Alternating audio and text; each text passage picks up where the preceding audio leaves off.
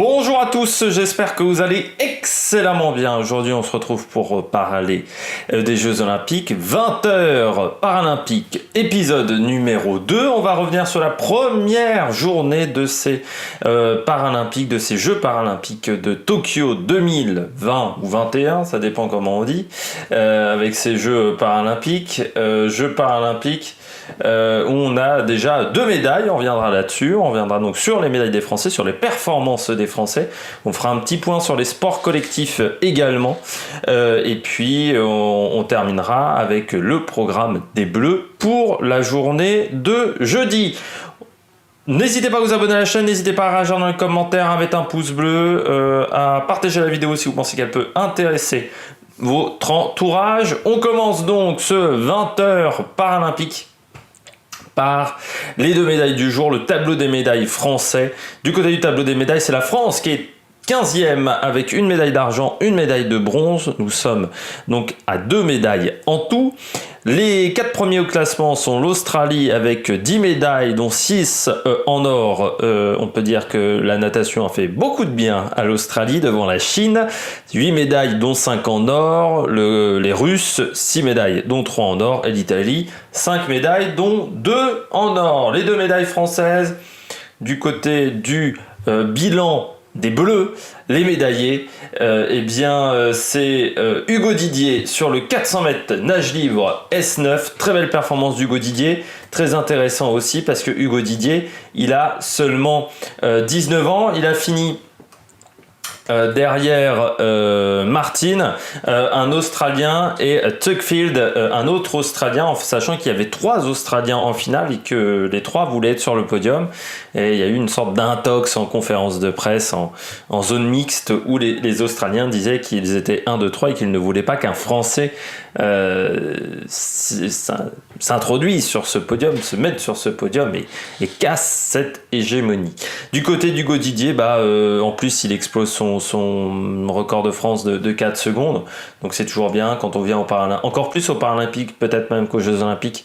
L'objectif est vraiment d'être à son maximum, de performer au top, surtout que les compétitions handisport depuis 2 ans, on n'en a pas eu énormément. Donc 19 ans, il est né ce qui est étonnant, le 11 septembre 2001, Hugo Didier. Oui, il a été très performant de cette médaille, très performant sur cette épreuve, très content de cette médaille. Surtout que pour lui, c'était la première épreuve de ces Jeux Olympiques, parce qu'il fera également le 100 mètres d'eau et je crois le 200 mètres 4 nages. Le 100 mètres d'eau, ça sera le lundi 30 août pour les séries, vous pouvez déjà le noter. Et ce qui est intéressant également, c'est que c'est cette nouvelle génération qui arrive en natation, handisport pour les Jeux de 2024. Autant notamment sur l'athlétisme, on a une équipe vieillissante. Dans d'autres disciplines, on a une équipe handisport vieillissante. Autant Hugo Didier, voilà, 19 ans, des jeunes. Et c'est important d'avoir des jeunes vraiment dans ces Jeux Paralympiques, parce que on en a besoin pour Paris 2024. Et là, c'est une belle performance de la part d'Hugo Didier. Chapeau, voilà, 19 ans, et puis ça lance cette équipe de natation qui est ambitieuse pour ces Jeux Paralympiques. Je continue avec la deuxième médaille du jour, la médaille de bronze. Elle est pour Marie Patouillet. Marie Patouillet, donc, qui a remporté la médaille de bronze. Marie Patouillet, c'était hop là en cyclisme. Elle a fini donc 3e. Elle était 3e des qualifications déjà, avec un temps de 3:38,088. Marie Patouillet, derrière 2 Anglaises, Sarah Storey et Christelle Lenwide, en sachant que Sarah Storey avait battu le record du monde lors des qualifications. Et puis donc elle s'est retrouvée dans la finale pour la médaille de bronze, Marie Patouillet, et elle a battu Nicole Meuret assez largement, même si elle a fait un temps 1 seconde moins rapide. Nicole Meuret n'a été qu'1 seconde plus rapide que son temps de qualification, et comme il y avait 7 secondes d'écart entre les deux, eh bien ça a fait la différence pour Marie Patouillet, donc qui remporte cette belle médaille de bronze. C'est intéressant également pour Marie Patouillet parce que je pense qu'elle sera encore là pour les Jeux de 2024. Voilà, c'est une jeune Enfin, c'est une jeune. C'est une concurrente voilà, qui a 33 ans aujourd'hui. Elle est entraînée en plus par Grégory Boger. C'est pas n'importe qui. Et puis voilà, une belle performance. Elle avait été déjà médaille d'argent au championnat du monde du côté de Milton, déjà en poursuite individuelle. Donc voilà, très très bon résultat pour la française.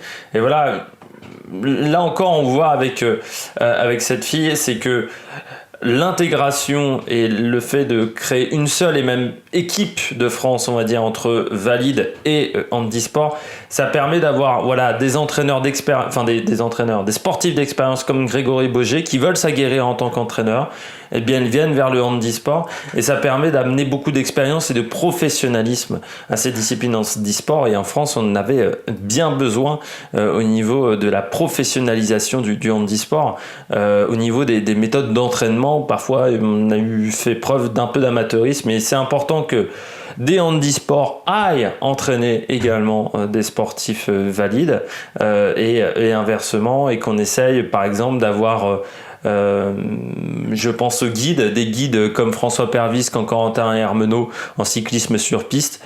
C'est vraiment important d'avoir ces coureurs-là qui ont de l'expérience, et même les guides en athlétisme également. Il faut qu'on arrive à avoir des sportifs de haut niveau également en tant que guide, également en tant qu'encadrant de ces équipes de France, même en tant que sparring partner, ça peut avoir un intérêt pour améliorer le niveau de performance des Français. On va passer aux autres résultats des Bleus.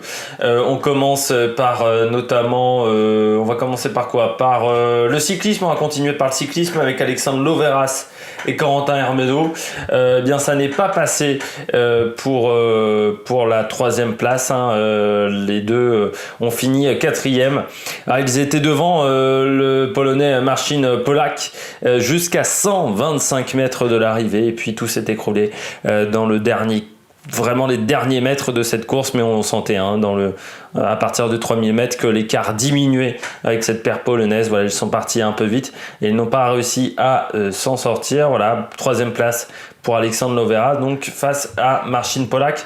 C'est Bengma, le néerlandais, qui a remporté la compétition devant Stephen Bate, le britannique. On continue avec de l'escrime. Il y avait notamment l'épreuve de sabre individuel, le groupe B, catégorie B, pardon, et le français Maxime Vallée a passé les phases de poule pour aller en quart de finale. En quart de finale, il a battu un russe, Alexander Kurzin, 15-10, Maxime Vallée. Par contre, ça ne l'a pas fait en demi-finale face à Yang Kefeng, où il a perdu 15-7. Et puis pour le match, pour la médaille de bronze, là également, il n'a pas réussi à s'imposer face au grec Panagiotis Triantafylou. 15-6, donc voilà, quatrième place également pour Maxime Vallée, alors que pour Romain Noble, il n'a pas réussi à passer les phases de poule, battu dans ses 4 rencontres, notamment face à Nagayev 5-2, face à Manko l'Ukrainien 5-3, face au Britannique Perak Gilliver 5-0 et 5-3 face à Jean-Kern Tian. C'était dans la catégorie A.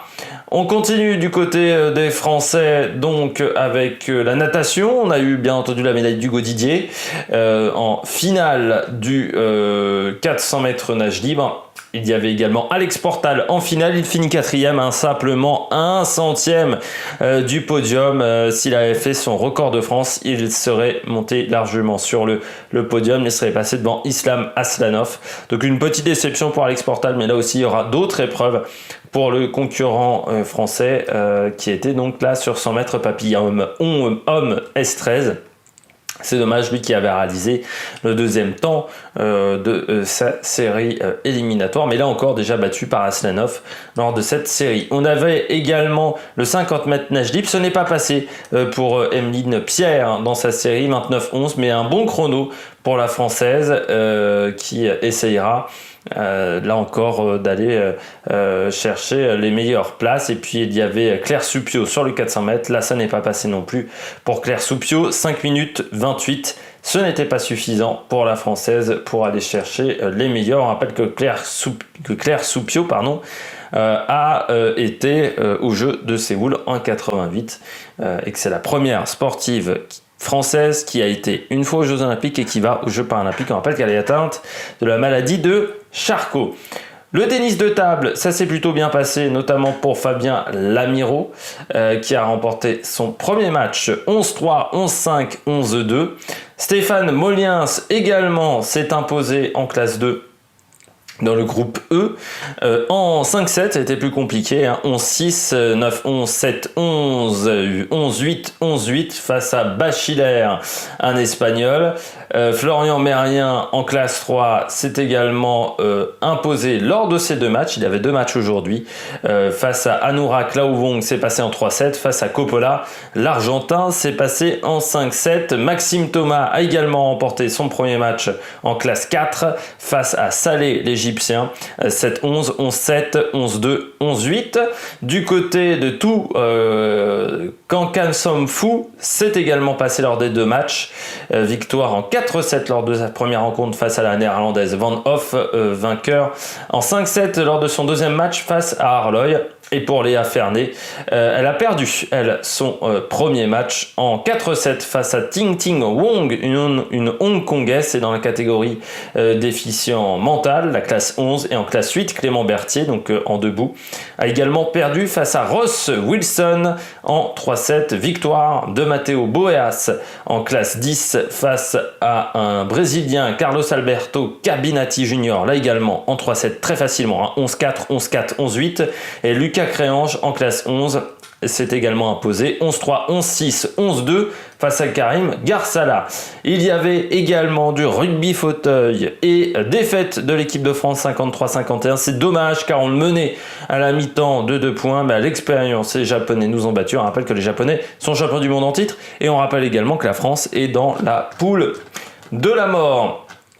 Bien, je crois que nous avons fait tous les résultats des Français sur cette première journée. Du côté des épreuves, il y avait donc du rugby, du côté du Mixed Wheelchair. Donc la France est pour l'instant 4e de son groupe, derrière l'Australie qui a été battue par les Danois 53-54 dans ce match-là. Dans le groupe B du rugby, eh bien, c'est les États-Unis qui sont devant, la Grande-Bretagne. Les deux pays ont remporté leur première rencontre, 63-35 pour les États-Unis face aux Néo-Zélandais. Les Anglais, les Grands-Bretons plutôt, ont gagné 50-47 face au Canada.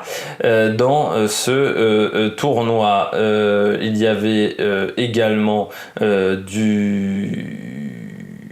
alors je vais pas retrouver le nom en anglais, c'était pas du sitting volleyball, c'est non, il n'a pas les compétitions. Non, il n'a pas ces compétitions-là, pardon. Donc non, je pourrais pas vous donner les. si, goalball, pardon. Voilà, le tournoi de goalball chez les garçons, le Brésil s'est imposé. Étant tête de son groupe devant le Japon, la Lituanie et l'Algérie. Les États-Unis n'ont pas encore joué. Dans le groupe B, l'Allemagne a battu la Turquie lors du premier match. Et chez les filles, Israël est devant la Russie, le Canada et l'Australie dans le groupe C. Dans le groupe D, c'est la Turquie qui est en tête devant les États-Unis, le Brésil et le Japon. Voilà le petit point sport collectif. On passe désormais aux épreuves de demain.